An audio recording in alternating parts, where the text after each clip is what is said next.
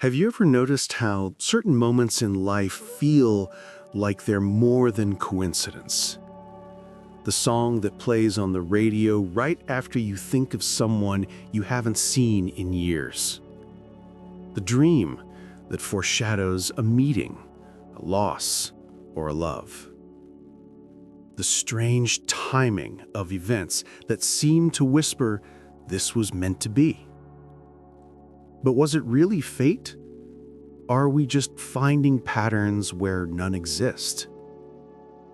Carl Jung believed these moments hold a key to the deepest mysteries of our existence. Moments he called synchronicity. You may have heard of this book before, but here you won't just hear it, you'll feel it. Because tonight, we step into Jung's shadowed world, a place where the rational mind and the hidden soul collide, where accidents aren't accidents, but signals, and where the question, does everything happen for a reason, becomes not just philosophy, but a mirror to our own lives. Imagine you're walking alone under a cold gray sky. Your thoughts are heavy, almost unbearable. And just as you begin to question whether you can continue, a stranger looks at you, just for a second, and their gaze says, "I see you." It feels like the universe sending a message. But what is it really? A trick of the psyche? Or a thread connecting you to something larger than yourself? This is where Jung enters. Jung did not see the human mind as a machine made only of chemicals and neurons. He saw it as a theater, a stage where archetypes, symbols, and hidden forces played out their eternal drama. And synchronicity, for him, was proof that life is not random chaos, but a dialogue between our inner world and the outer one. Have you ever wondered, what if your struggles, your heartbreaks, even your failures, were part of a pattern whispering something to you? Have you ever noticed how certain moments in life feel like they are more than coincidence? The sudden phone call from someone you were just thinking about, the dream that seems to echo into your waking life, the strange encounter that arrives exactly when you need it most.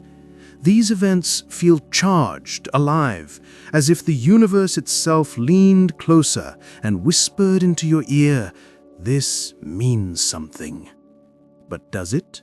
Or are we just desperate creatures tracing patterns into the chaos, clinging to meaning the way a sailor clings to driftwood in a storm? Carl Jung believed otherwise. He believed these moments were not accidents. He called them synchronicities, meaningful coincidences that reveal the hidden architecture of existence. To Jung, synchronicity was not just a curiosity, it was evidence that psyche and matter are woven together, that the inner world and the outer world are not separate, but mysteriously entangled. And if that's true, then the question that has haunted humanity for centuries, does everything happen for a reason, suddenly feels less like a cliché and more like a doorway to the deepest truths of the soul. You may have heard of this book before, but here, you won't just hear it, you'll feel it. Picture this. You are walking alone under a heavy sky, carrying questions that no one seems able to answer. Just as despair grips you, something small happens. A stranger meets your eyes for a fleeting moment, and in that gaze, you feel acknowledged, recognized, alive. It's as though reality itself bent to remind you that you are not invisible. That moment feels like it was meant to happen. Synchronicity, Jung would say, is not about cause and effect. It is about connection, an invisible thread binding the psyche to the world. But can that really be true? Or are we deceiving ourselves with comforting illusions? Jung himself wrestled with this tension. He was a man of science, a psychiatrist, but he was also a dreamer of symbols and a seeker of mysteries.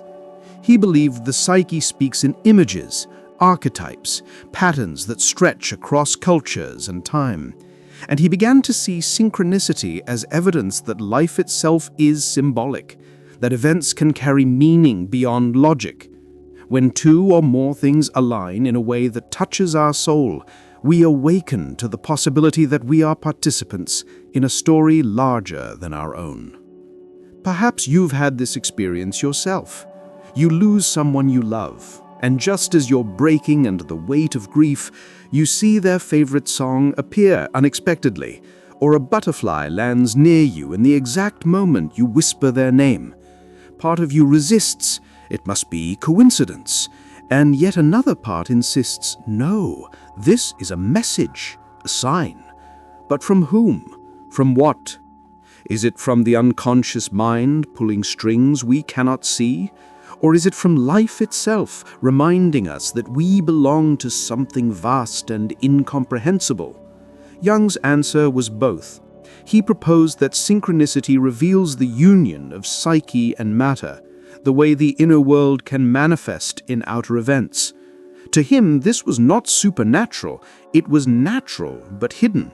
It was the collective unconscious, that deep reservoir of human experience, finding expression in the events of our lives.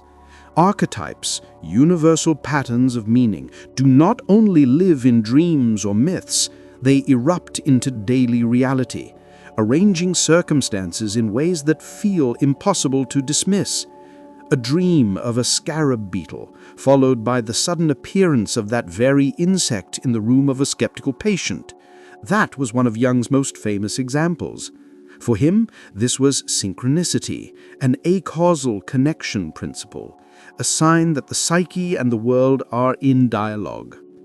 But here's the danger. If everything is meaningful, then nothing is. If we start to see every passing shadow, every random number on a license plate as a message from the universe, we fall into paranoia. Jung warned against this. Synchronicity is not about obsessively reading signs into every detail. It is about those rare, numinous moments when the outer world resonates deeply with the inner one, when meaning strikes you with the weight of inevitability, when it feels like destiny has spoken. Ask yourself this: how many times in your life have you been broken by rejection, failure, or heartbreak, only to realize later that it led you exactly where you needed to be? Was that accident? Or was it synchronicity at work? A hidden intelligence guiding you along a path your conscious mind could never have charted? Everything happens for a reason. It is a phrase we toss around to comfort ourselves, but Jung would challenge us to ask, what is that reason? Is it the hand of God? The unconscious mind shaping the outer world to reflect the inner one?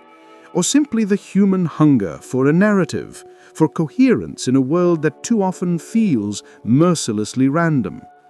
Jung would not give you a simple answer. Instead, he would invite you to experience the mystery, to pay attention to the moments that pierce through your ordinary perception, to honor the possibility that life is not just a machine of blind chance, but a living symbol unfolding in time. This is where synchronicity becomes not just an idea, but a mirror for your own life. Consider the times you met someone who changed everything for you. Did it feel random, or did it feel destined? Think about the setbacks that nearly broke you, only to become the very soil where new strength grew.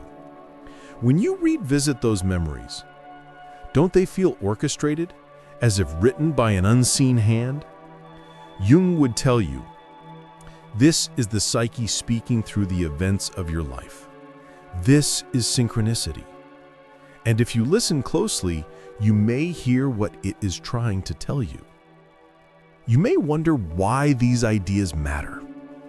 Isn't it enough to live, to work, to love, without chasing signs in the wind? But to Jung, Meaning was not optional. He saw the absence of meaning as the root of despair. A life stripped of meaning is a life stripped of soul. Synchronicity offers a way to restore meaning, to bridge the inner and outer worlds, to recognize that we are not adrift, but woven into a greater fabric. This is why even today, people cling to the idea that everything happens for a reason. It is not proof they want, it is hope. It is the reassurance that their suffering is not wasted, that their pain might carry hidden significance, that their story matters. Imagine you are at your lowest point, certain that life has abandoned you. Then, out of nowhere, something small happens, a word, a song, a glance, that lifts you for reasons you cannot explain. In that moment, you feel the pulse of synchronicity, and suddenly the weight of your suffering shifts. You see that even in despair, there is a thread of meaning that cannot be broken. Jung believed these moments are invitations to transform. They ask us to see beyond the surface of life, to trust that the psyche and the cosmos are in conversation, that our wounds are not dead ends, but doorways. And so I ask you now, what has life been whispering to you lately? What patterns keep returning in your relationships, your dreams, your encounters? Do you dismiss them as chance? Or do you dare to believe they carry a message? Because if you dare, then synchronicity ceases to be an abstract theory. It becomes personal. It becomes a compass pointing you toward your deepest truth. This is why Jung remains so powerful. He did not give us neat formulas or easy answers. He gave us myths, symbols, questions that haunt and heal. Synchronicity to him was not a trick of the mind. It was a reminder that life itself is meaningful, that the soul is not confined within our skulls, but spills out into the world, weaving us into something eternal. And when you begin to see your life this way, you no longer walk alone. Every encounter, every loss, every joy becomes part of the pattern that is still unfolding. So the next time you ask yourself, does everything happen for a reason? Remember Jung's answer. Perhaps the reason is not outside you, but within you. Perhaps the universe is not giving you answers, but mirroring your own soul back to you. And perhaps if you listen carefully, you may find that meaning is everywhere, waiting to be recognized. If these words stir something inside you, if they make you pause and wonder about your own synchronicities, consider joining this journey. Subscribe, ring the bell, not just to hear, but to feel the stories we tell, because these are not just ideas. They are invitations to transform. And now, as we close, take one last moment to reflect. Think of the strange encounters, the perfect timings, the coincidences that haunt you still. Were they chance? Or were they the universe speaking in symbols only your soul could understand? That answer is yours to carry. But if you choose to believe, then every step, every stumble, every scar becomes sacred. Mystiwave. Dive deep. Rise. Transformed.